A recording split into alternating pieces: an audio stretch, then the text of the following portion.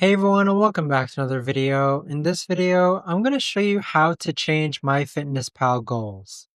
Now this video is going to be particularly useful for individuals. Let's say that you want to go ahead and change your goal weight.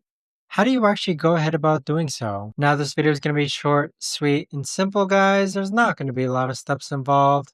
Now in order to do this, what you're first going to do is log on to MyFitnessPal.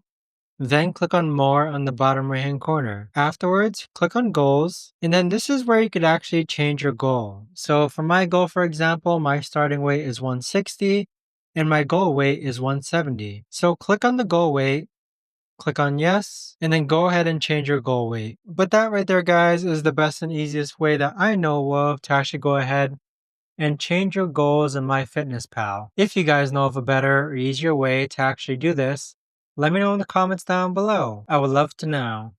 Thanks so much for watching everyone, and I'll see you guys all in the next video.